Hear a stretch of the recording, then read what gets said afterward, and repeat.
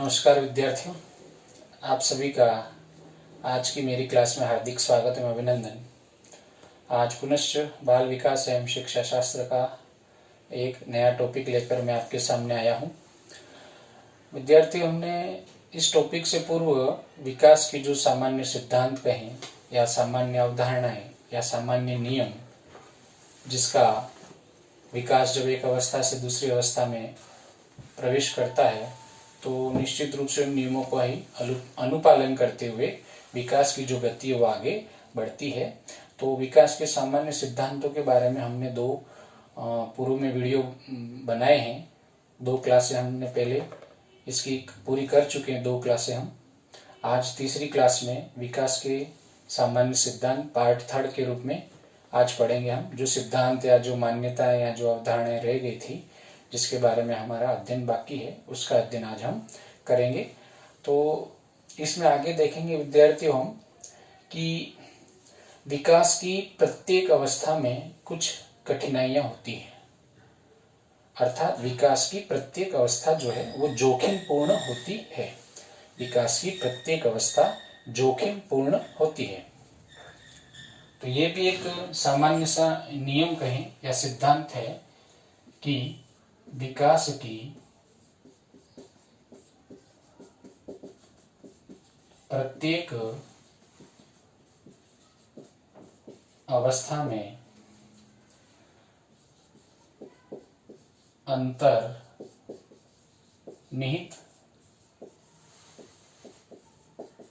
कठिनाइयां होती हैं। विकास की प्रत्येक अवस्था में अंतर्निहित कठिनाइयां होती है, अर्थात विकास की प्रत्येक अवस्था जोखिम पूर्ण होती है। तो निश्चित रूप से विकास की हर अवस्था, चाहे वो शैशवावस्था कहें, बाल्यावस्था कहें या किशोरावस्था कहें, कहीं ना कहीं उसमें कुछ ऐसे क्रिटिकल कंडीशंस आ जाती हैं कि जिसकी वजह से बालक का विकास अवरुद्ध हो जाता है। तो इसमें कुछ कारण जो होते हैं वो पर्यावरणीय कारण भी हो सकते हैं और कुछ वंशानुक्रम से संबंधित कारण भी हो सकते हैं। कि जैसे किसी बालक को वंशानुक्रम में ही कोई ऐसी बीमारी मिल गई या कोई बीमारी के जो लक्षण है वो वंशानुक्रम में उसे मिले, तो हो सकता है बाल्यावस्था या शिशुअवस्था के बाद वो उस बीमारी के लक्षण उसमें दिखाई दें और उसका विकास अवरुद्ध हो सकता है। कुछ पर्यावरणीय कारक भी हो सकते हैं कि उसे समुचित रूप से उचित वातावरण नहीं मिलना, पालन पोषण प्रणाली उपयुक्त नहीं होना, उसका जो समाज है, सामाजिक परिवेश है, उसका जो उसमें सामाजिकता का अभाव होना, इस तरीके से बहुत सारे पर्यावरणीय कारक, जैसे किसी परिवार में कोई घटना हो जाना, कोई घटना से मतलब उसके माता या पिता की मृत्यु हो जाना, तो कहीं ना कहीं इससे भी उसका विकास जो है वो प्रभावित होगा। अर्थात विकास की हर अवस्था में कोई न कोई जोखिम, कोई न कोई खतरा निश्चित रूप से हो सकता है। और वो खतरा वंशानुक्रम के माध्यम से भी, यदि उसमें कोई किसी बीमारी के लक्षण आ गए हैं वंशानुक्रम के माध्यम से, तो उस बीमारी के माध्यम से वो परेशान रहेगा, बीमार रहेगा, कुपोषित रहेगा।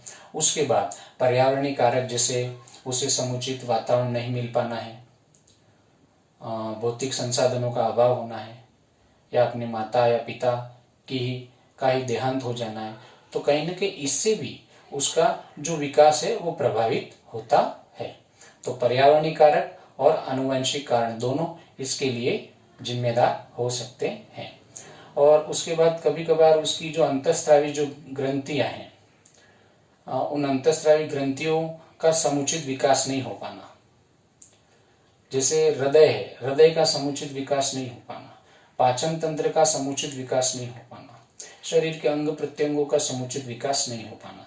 तो इस तरीके से बहुत सारे ऐसे कारण हैं जिसकी वजह से हम कह सकते हैं कि विकास की प्रत्येक अवस्था में जोखिम होते हैं। साथ ही साथ हर विकास में कुछ नए, हर अवस्था के साथ मतलब विकास की जो गति है वो हर अवस्था में कुछ नए परिवर्तन लेकर आती है। तो ये जो परिवर्तन होते हैं, उस समय यदि बालक को एक अच्छा उचित मार्गदर्शन, समुचित वातावरण नहीं मिलेगा तो निश्चित रूप से वो कुसमायोजित हो जाएगा। तो इसलिए हम कह सकते हैं कि विकास की प्रत्येक अवस्था जो है वो जोखिमपूर्ण है। विकास की प्रत्येक अवस्था में कुछ कठिनाइयां होती है। ये इस बात से सिद्ध हो जाता है। ये हो गया कि विकास की प्रत्येक अवस्था में अंतर्निहित कठिनाइयां होती है। अब दूसरा अपन देखें, नेक्स्ट, विकास की जो गति होती है, अर्थात ये सामान्य से विशिष्ट की ओर, सामान्य से विशिष्ट की ओर, अर्थात शुरुआत में विकास की जो गति होगी वो सामान्य से विशिष्ट की ओर होगी। जैसे अपन एक उदाहरण ले लेते हैं भाषा संबंधी विकास का। तो भाषा संबंधी जो विकास है वो बालक का कहाँ से शुरू होगा? रोने की ध्वनि से शुरू होता है, फिर स्वर की ध्वनियां निकालता है, फिर व्यंजन ध्वनियां निकालता है, फिर आ ऊ ऐसे इस तरीके से वो ध्वनियां निकालता है, और फिर एक शब्द, फिर दो शब्द, फिर वाक्य, वाक्य से फिर भाषा सीखता है। एक सामान्य प्रक्रिया से फिर विशिष्टता की ओर वो जाता है। शुरुआत में जैसे सामान्य प्रक्रिया एक और देख लेते हैं कि शुरुआत में जैसे बालक अपने पास आता है 4 या 5 वर्ष का बालक, तो उसको पेन पकड़ने भी नहीं आता है, तो वो लिखने के लिए एक सामान्य सी क्रिया करता है। इस तरीके से पेन पकड़ेगा वो और इस तरीके से यूं लिखता है, यूं इस बहुत सारी आकृतियां यूं बनाता जाता है वो इस तरीके से। पर किंतु धीरे धीरे अब वो लिखने का जो कौशल है उसका विकास करना चाह रहा है, अर्थात उस कौशल को आगे बढ़ाना चाह रहा है। तो उस कौशल को सीखने के लिए वो सामान्य प्रक्रियाएं, सामान्य क्रियाएं उसने की है इस तरीके से। फिर धीरे धीरे वो क्या करेगा, पेन को 2 उंगलियों से पकड़ना सीखेगा अभ्यास के माध्यम से, और फिर वो विशिष्टता की ओर बढ़ेगा। फिर अपन देखते हैं कि वो अच्छे तरीके से उन अक्षरों की बनावट को अच्छे तरीके से वो लिख सकता है। या फिर जब बालक छोटा होता है तो किसी वस्तु को या किसी चीज को पकड़ने से पहले वो इधर उधर हाथ पैर अपने मारता रहता है, इधर उधर हाथ पैर मारेगा, फिर पीछे की तरफ देखेगा। अर्थात शुरुआत में उसका जो व्यवहार रहता है वो अविभेदीकृत रहता है, वो किसी में अंतर नहीं कर पाता है, किसी में अंतर नहीं कर पाता है। किंतु धीरे धीरे समय बीतता जाता है और वो आसपास के वातावरण से ही, अनुभव के माध्यम से ही वो धीरे धीरे विभेदीकृत की प्रक्रिया की तरफ आता है। अर्थात फिर वो क्या, अंतर करना सीख जाता है। शुरुआत में वो माँ के अलावा किसी को पहचानता नहीं है, सबसे पहले वो माँ को ही पहचानता है, और माँ में भी फिर उसकी जो आसक्ति या उसका जो आलिंगन है उसके माध्यम से। फिर उसके बाद परिवार के जो सदस्य होते हैं उनको नहीं पहचान पाता है, किंतु धीरे धीरे परिवार के सदस्य और अन्य सदस्यों में भी वो अंतर करना सीख जाता है। फिर परिवार के सदस्य को देखते ही वो मुस्कुराएगा, उसके पास जाएगा, या अन्य कोई सदस्य उसके पास नहीं जाएगा या उनसे डरेगा। तो इस तरीके से सामान्य से विशिष्ट की ओर विकास अग्रसर होता है। पूर्व में बिल्कुल सामान्य क्रियाएं होंगी, फिर विशिष्ट क्रियाओं की तरफ वो अग्रसर होगा, चाहे भाषा सीखने का कार्य हो, चाहे गामक विकास हो। उसका गामक विकास में भी यही होता है कि शुरुआत में क्या करता है, बिल्कुल वो अपन एक तरीके से कह सकते हैं कि खिसकने का कार्य किया जाता है उसके द्वारा। फिर घुटनों के बल है, फिर बैठना है, फिर सहारा लेकर खड़ा होना है, फिर उसके बाद 15 महीने में स्वयं खड़ा होता है, फिर लड़खड़ाते हुए फिर चलता है, फिर धीरे धीरे उसमें स्थायित्व आना शुरू हो जाता है, वो विशिष्ट क्रिया की ओर जाता है, फिर बिल्कुल चलना सीख जाता है, फिर दौड़ना सीख जाता है। तो शुरुआत में उसकी जो अनुक्रियाएं रहेंगी वो बिल्कुल सामान्य होंगी और फिर विशिष्टता की ओर जाता है। चाहे उसका गामक विकास हो, चाहे उसका भाषा संबंधी विकास हो, वो सामान्य से विशिष्ट की ओर होता है। यह हमें ध्यान रखना है।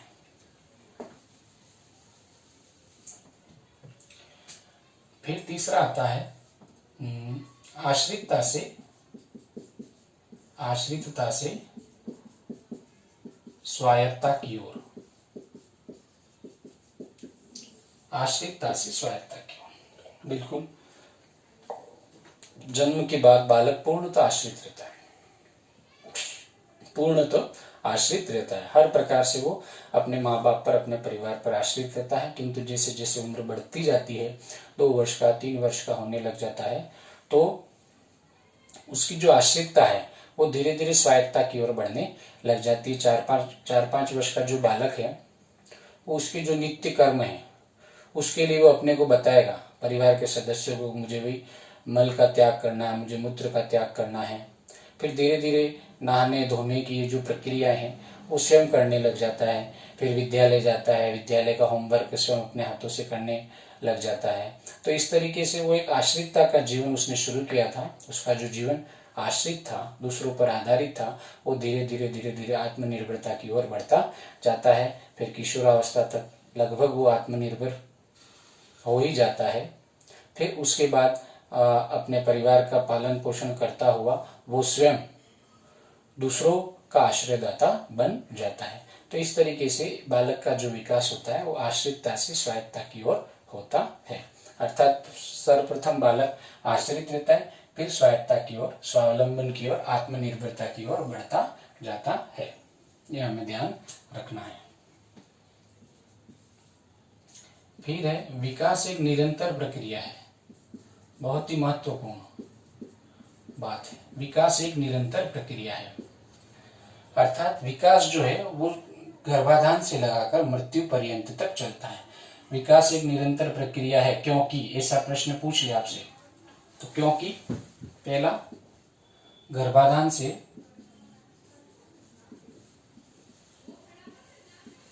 मृत्यु पर्यंत तक चलता है। विकास गर्भाधान से मृत्यु पर्यंत तक चलता है। ठीक है। विकास की प्रक्रिया नियमित होती है। विकास की प्रक्रिया नियमित होती है। विकास की गति कैसी होती है? तो विकास की गति कभी मंद तो कभी तीव्र होती है, किंतु विकास हमेशा चलता रहता है। विकास हमेशा चलता रहता है। और इसी सिद्धांत के आधार पर हम कह सकते हैं कि जो विकास जो है वो आकस्मिक, विकास में परिवर्तन जो होते हैं वो आकस्मिक नहीं होके नियमित रूप से होते हैं, निरंतर होते हैं। तो विकास में होने वाले परिवर्तन आकस्मिक नहीं होते हैं। यानी विकास में होने वाले परिवर्तन आकस्मिक नहीं होते। ये स्किनर ने कहा था, आकस्मिक नहीं होते हैं। ये ध्यान रखना है कि विकास एक नियमित प्रक्रिया है। विकास नियमित रूप से होता है, यानी विकास की प्रक्रिया नियमित होती है। विकास की प्रक्रिया नियमित होती है। कभी इसकी गति कभी तीव्र तो कभी मंद होती है। यह हमेशा चलता रहता है। और इसमें जो होने वाले परिवर्तन है, विकास में होने वाले परिवर्तन आकस्मिक नहीं होते हैं। यह हमें ध्यान रखना है। क्या विकास की गति सदैव समान होती है? नहीं, विकास की गति सदैव समान नहीं होती है, अपितु इसकी गति, इसकी रफ्तार, इसकी जो दर है वो असमान होती है। इसकी गति, इसकी रफ्तार, इसकी दर असमान होती है। तो विकास की गति समान नहीं होती है। विकास की गति, दर, रफ्तार क्या होती है? असमान होती है। यह आपको ध्यान रखना है। विकास की गति, दर या जो रफ्तार है वो असमान होती है, असमान होती है। तो कितने हो गए? 4 हो गए। विकास प्रत्येक अवस्था में अंतर्निहित कठिनाई, विकास की प्रत्येक अवस्था में अंतर्निहित कठिनाइयां होती हैं। तो होती हैं, बिल्कुल हर अवस्था में कठिनाइयां होंगी और हर अवस्था में वो अवस्था कुछ नए परिवर्तन लेकर आती है। फिर विकास की जो प्रक्रिया है वो सामान्य से विशिष्ट की ओर होगी। शुरुआत में बालक की जितनी क्रियाएं होंगी वो सब सामान्य होंगी बिल्कुल, और उसके बाद वो विशिष्टता की ओर बढ़ता है। जैसे भाषा का सीखना है, रोने से शुरू करता है, फिर स्वरों की ध्वनि, फिर व्यंजनों की ध्वनि, फिर अ आ, फिर इस तरीके से एक एक वर्ण के शब्द, फिर 2-3 वर्णों के शब्द, फिर वाक्य, और फिर भाषा सीखता है वो। ठीक है। और घामक विकास भी ऐसे ही होता है। फिर उसके बाद आश्रितता से स्वायत्तता की ओर, जन्म से वो बालक जन्म लेने के बाद पूर्णतः आश्रित रहता है, किंतु धीरे धीरे एक अवस्था से दूसरी अवस्था में जैसे जैसे बढ़ता है आगे वो, उसमें परिवर्तन होते रहते हैं। शारीरिक, मानसिक, सामाजिक, संवेगात्मक परिवर्तन होते रहते हैं और वो इन परिवर्तनों को अपने व्यवहार में अपनाते हुए, अपनी क्षमताओं को बढ़ाते हुए वह आश्रितता की ओर बढ़ता जाता है। फिर विकास एक निरंतर प्रक्रिया है। Yes, it is a continuous process. विकास एक निरंतर प्रक्रिया है, क्योंकि विकास जो है वो गर्भाधान से मृत्यु तक चलता है। विकास की प्रक्रिया नियमित होती है, इसकी गति कभी मंद तो कभी तीव्र होती है, हमेशा चलता रहता है। परिवर्तन, विकास में जो परिवर्तन होते हैं वो आकस्मिक नहीं होते हैं, और गति, दर और रफ्तार इसकी असमान होती है। तो ये 4 सिद्धांत हमने अभी देखे हैं, आगे फिर और देखते हैं।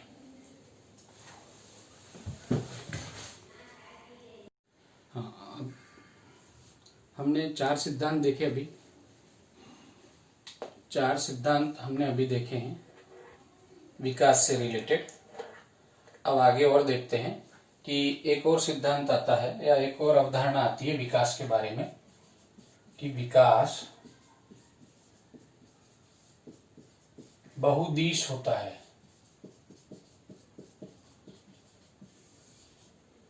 विकास बहुदिश होता है, यानी विकास जो होता है वो चारों तरफ होता है।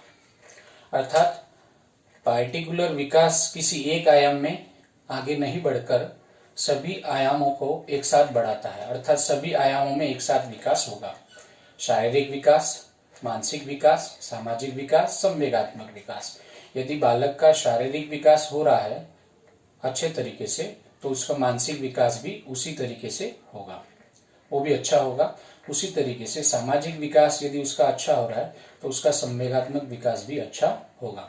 अर्थात बालक का जो विकास है वो किसी एक आयाम से प्रभावित या किसी एक आयाम को प्रभावित नहीं करते हुए समस्त आयामों को आगे बढ़ाता है, उत्तरोत्तर प्रगति की ओर ले जाता है। यह हमें ध्यान रखना है।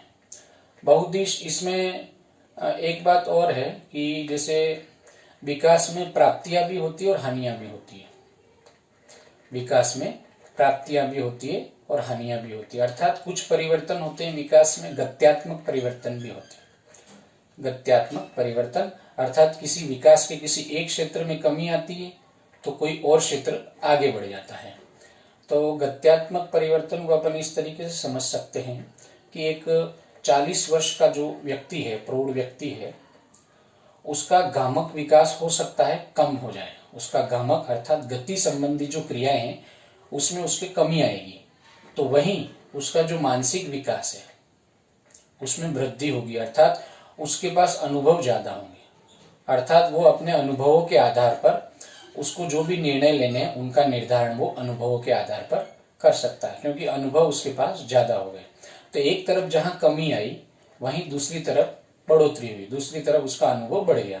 वहीं एक 25 वर्ष का व्यक्ति यदि हम देखें तो उसका गति संबंधी विकास उस 40 वर्ष वाले से अधिक होगा, किंतु उसके पास मानसिक स्तर पर उतने अनुभव नहीं है जितने अनुभव उस 40 वर्ष के व्यक्ति के पास है। तो इसी को कहते हैं गत्यात्मक, मतलब किसी एक क्षेत्र में कमी तो किसी और क्षेत्र में बढ़ोतरी। ये इस तरीके से चलता रहता है।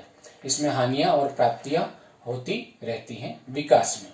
और विकास क्या है? बहुदिशीय, अर्थात किसी एक आयाम को लेकर विकास नहीं होगा, अपितु विकास के जो भी आयाम है, शारीरिक, मानसिक, सामाजिक, संवेगात्मक, वो सभी आयाम एक साथ आगे बढ़ेंगे। ये हमें ध्यान रखना है। विकास बहुदिश होता है। फिर है विकास में परिमार्जनशीलता पाई जाती है। विकास में परिमार्जनशीलता,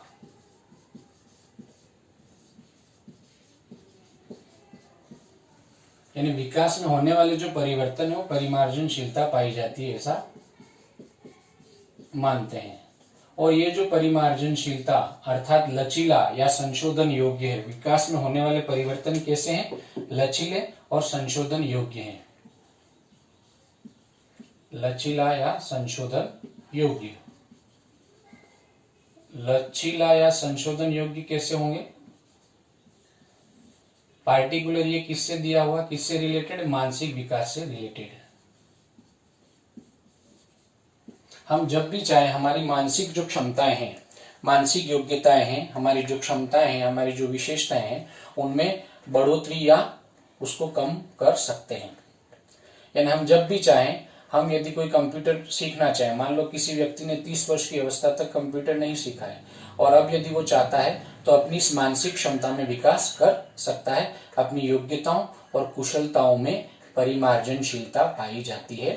तो विशेष रूप से जो परिमार्जनशीलता है या लचीलापन है वो मानसिक विकास के परिप्रेक्ष्य में यहाँ पर दिया हुआ है। अर्थात अपनी योग्यताओं और क्षमताओं में लचीलापन, मतलब अपनी योग्यताओं और क्षमताओं में व्यक्ति जब चाहे परिवर्तन कर सकता है, परिवर्तन ला सकता है, कमी भी ला सकता है और उनको और बेहतर भी बना सकता है। तो विकास में होने वाले परिवर्तनों में परिमार्जनशीलता पाई जाती है और विशेष रूप से मानसिक विकास से रिलेटेड ये बात कही गई है, मानसिक विकास से संबंधित ये बात है। उसके बाद जो है विकास जो है वो सांस्कृतिक परिवर्तनों से प्रभावित होता है। विकास सांस्कृतिक परिवर्तनों से प्रभावित होता है, अर्थात जो हमारी जो सभ्यता और संस्कृति है वो भी कहीं ना कहीं विकास को प्रभावित करती है। विकास सांस्कृतिक परिवर्तनों से प्रभावित होता है। विकास सांस्कृतिक परिवर्तनों से प्रभावित होता है, प्रभावित होता है,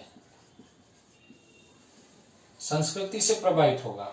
इसको अपन एक मोटे तौर पे इस तरीके से देख सकते हैं कि एक व्यक्ति ग्रामीण संस्कृति में पला बड़ा और एक व्यक्ति शहरी संस्कृति में, शहरी सभ्यता में पला बड़ा है, तो निश्चित रूप से आप उसके सामाजिक, संवेगात्मक, मानसिक और शारीरिक विकास में अंतर पाएंगे। हम ये नहीं कह सकते कि शहरी सभ्यता बिल्कुल आधुनिकीकरण की ओर है, वहां पर हमें बिल्कुल पाश्चात्य दृष्टिकोण हमें दिखाई देगा शहरी सभ्यता में, वहां के जो लोग होंगे, ऐसा 100% नहीं कह सकते, किंतु 99% शहरी सभ्यता में हमें आधुनिकीकरण और पाश्चात्य संस्कृति की झलक देखने को मिलेगी। तो निश्चित रूप से एक बालक जो शहरी सभ्यता संस्कृति में पला बड़ा है उसमें बहुत सारे शारीरिक, सामाजिक, मानसिक और संवेगात्मक व्यवहार बहुत ही अलग होंगे। किससे? ग्रामीण परिवेश में पले बड़े बालक से। तो ग्रामीण परिवेश का बालक हो सकता है वो संस्कारों से युक्त है, सामाजिक रूप से वो काफी प्रतिष्ठित है, संवेगात्मक रूप से काफी मजबूत है और शारीरिक दृष्टिकोण से भी मजबूत है, क्योंकि वो एक ग्रामीण परिवेश में पला बड़ा है। उसको वहां का जो वातावरण बहुत ही अच्छा मिला होगा, प्रदूषण रहित वातावरण होगा, तो स्वाभाविक है उसका शारीरिक, मानसिक, सामाजिक और संवेगात्मक, सामाजिक और संवेगात्मक तो हो गए, क्योंकि ग्रामीण परिवेश में क्या होता है, संयुक्त परिवार की प्रथा होती है, एक साथ वो अपने चाचा चाची, दादा दादी, माता पिता इन सब के साथ रहेगा, तो उसका सामाजिक और संवेगात्मक विकास शहरी सभ्यता में पला बड़ा जो बालक है उससे कहीं अधिक होगा। वातावरण प्रदूषण रहित होगा तो शारीरिक और मानसिक विकास भी अच्छा होगा। वहीं शहरी सभ्यता में जो रह रहा है, शहरी संस्कृति में जो रह रहा है, पाश्चात्य संस्कृति में या आधुनिक संस्कृति में जो रह रहा है, निश्चित रूप से वहां आधुनिकीकरण इतना होगा कि वहां का जो पर्यावरण होगा वो बिल्कुल दूषित होगा, और पर्यावरण दूषित होगा तो बालक जो है वो वहां के जो लोग हैं या वहां जो बालक है उसके विकास में भी कहीं ना कहीं बहुत सारे मानसिक विकार आएंगे। उसका सामाजिक, संवेगात्मक, मानसिक और अपने शारीरिक विकास भी कहीं ना कहीं प्रभावित होगा, क्योंकि वहां का जो वातावरण है वो प्रदूषित है, वहां की संस्कृति है वो कहीं ना कहीं संस्कारहीन है। और एक ग्रामीण सभ्यता में पला बड़ा है तो निश्चित रूप से वहां एक तो उसमें सामाजिकता ज्यादा होगी और साथ ही साथ पर्यावरण प्रदूषण रहित है, तो शारीरिक और मानसिक विकास भी होगा। ये केवल समझाने के दृष्टिकोण से, जैसा हम बात करते आए हैं या किताबों में भी सुनते हैं कि जो ग्रामीण परिवेश में पले बड़े होते हैं उनमें उनका विकास चहुदिशी बहुत ही अच्छा होता है और एक वो समायोजित व्यक्ति की तरह होते हैं। वहीं अपन देखते हैं शहरी क्षेत्र में जो पले बड़े होते हैं, वहाँ का आधुनिकीकरण, वहाँ की भागदौड़ भरी जिंदगी, तो कहीं ना कहीं वो फ्रस्ट्रेट हो जाते हैं अपनी लाइफ में। तो जो संस्कृति है हमारी, उसका कहीं ना कहीं प्रभाव बालक के विकास पर भी पड़ता है। तो विकास सांस्कृतिक परिवर्तनों से प्रभावित होते हैं, विकास बहुदिश होता है। विकास में परिमार्जनशीलता पाई जाती है, लचीला या संशोधन योग्य, अर्थात मानसिक विकास संबंधी हमारी जो क्षमताएं या योग्यताएं या कुशलताएं हैं, हम उनमें अपेक्षित परिवर्तन जब चाहें कर सकते हैं। फिर आगे अपन देखेंगे कि विकास परिमार्जनशीलता पाई जाती है, विकास बहुदिश है, विकास सांस्कृतिक परिवर्तनों से प्रभावित होता है। फिर है शारीरिक विकास व मानसिक विकास एक दूसरे से धनात्मक रूप से सहसंबंधित होते हैं।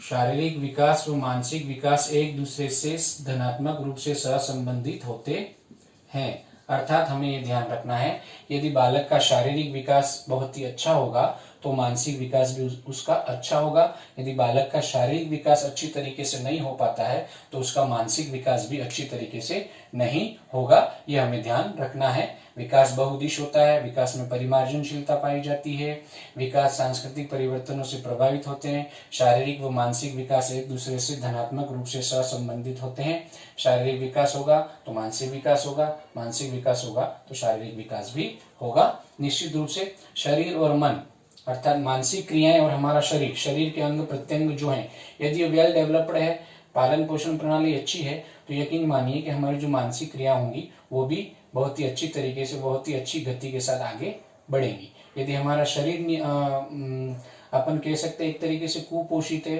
रोग से ग्रसित है, तो निश्चित रूप से हमारी मानसिक क्रियाएं भी बाधित होंगी। इसलिए शारीरिक व मानसिक विकास में धनात्मक संबंध होता है, यह हमें ध्यान रखना है।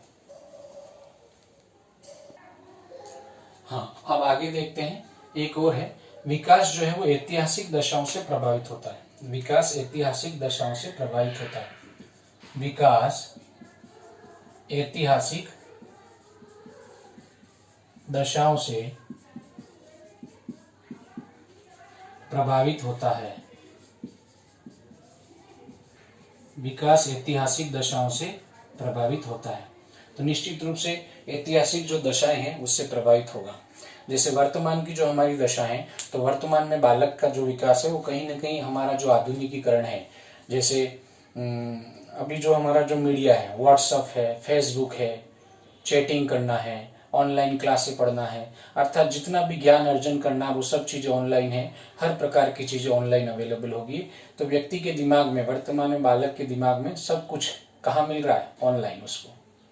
अर्थात अभी बालक जो है वो वर्तमान का जो आधुनिकीकरण है उससे बहुत ज्यादा प्रभावित है, अर्थात वो उसके दिमाग में यही चलता है, व्हाट्सएप, फेसबुक, मीडिया, इस तरीके का माहौल वो देखता है चारों तरफ और वही उसके दिमाग में चलता है, अर्थात इससे बहुत प्रभावित हो गया है। बालक का विकास इससे स्वाभाविक है प्रभावित होगा। वर्तमान में अपन देखें जो बच्चे हैं, यानी जन्म के 2-3 महीने बाद ही यदि बच्चे को मोबाइल पकड़ा दिया जाता है गाने लगा के, तो वो बस मस्त रहता है उसी में, रोना भी बंद कर देता है, उसको भूख भी नहीं लगती, यहाँ तक कि उसे भूख भी नहीं लगती।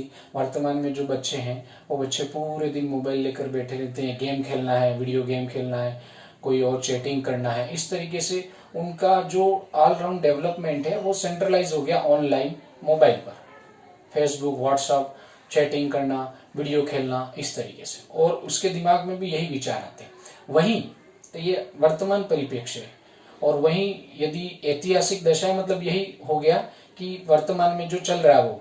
अब ऐतिहासिक दशाएं तो 1947 की बात करें तो 1947 के समय का जो बालक होगा, 20 वर्ष का युवा होगा, उसके मन में क्या होगा? राष्ट्रभक्ति, देशभक्ति, देश के प्रति प्रेम और देश को आज़ादी दिलाना, आज़ाद रहना, महापुरुषों का सम्मान, बस यही सोचना था उसका, ये उसका ध्येय था उस समय। और वर्तमान का देख लो, वर्तमान में ऑनलाइन चैटिंग करना, व्हाट्सएप, फेसबुक, ऑनलाइन पढ़ाई, हर तरीके से जो बालक कहें या व्यक्ति कहें, वो अपने आप को ये जो संसाधन है संचार के, उसमें इतना व्यस्त कर रहा है कि वो उसका पूरा जो विकास है इससे प्रभावित हो रहा है। तो इस तरीके से हम कह सकते हैं कि जो ऐतिहासिक दशाएं होती हैं वो कहीं ना कहीं, अर्थात 20वीं सदी क्या है? 20वीं सदी इस आधुनिकीकरण से पूरी तरीके से प्रभावित है।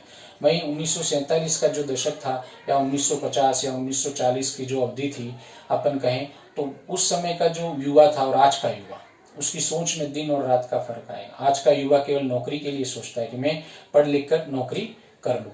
उस समय का युवा देश के लिए सोचता था कि मैं देश के लिए कुछ कर जाऊं। तो इस तरीके से विकास में जो ऐतिहासिक दशाएं होती हैं, जो कल्चर होता है हमारा, जो आसपास का जो वातावरण होता है, वो निश्चित रूप से कहीं ना कहीं प्रभावित करता है। तो विकास जो है वो ऐतिहासिक दशाओं से प्रभावित होता है। और भी बहुत सारी घटनाएं जो हमारे परिवार में होती रहती है, या कोई प्राकृतिक आपदा भी कहीं ना कहीं विकास को प्रभावित करती है। उसके बाद भौगोलिक दशाएं भी कहीं ना कहीं विकास को प्रभावित करती हैं। जैसे दुर्घटनाएं जो हैं, तो दुर्घटनाएं कोई अनहोनी हो जाना, जैसे माता की मृत्यु हो जाना, जब बालक 2 या 3 साल का ही हो, माता की मृत्यु हो गई, पिता की मृत्यु हो गई। तो ये जो हादसे हैं, ये जो दुर्घटनाएं हैं, या फिर उचित समय पे बालक को प्रोत्साहन नहीं मिलना, उचित समय पे बालक को पुनर्बलन नहीं मिलना कोई कार्य कर रहा है तो ये भी जो घटनाएं हैं, छोटी मोटी घटनाएं हैं, वो कहीं ना कहीं बालक के विकास को प्रभावित करती है। तो इस तरीके से विद्यार्थियों, हमने विकास के जो सामान्य सिद्धांत अवधारणाएं कहें, तो इसका बहुत ही विशद या विस्तृत अध्ययन अपन ने किया। इसको 3 पार्ट में हमने पूरा किया है।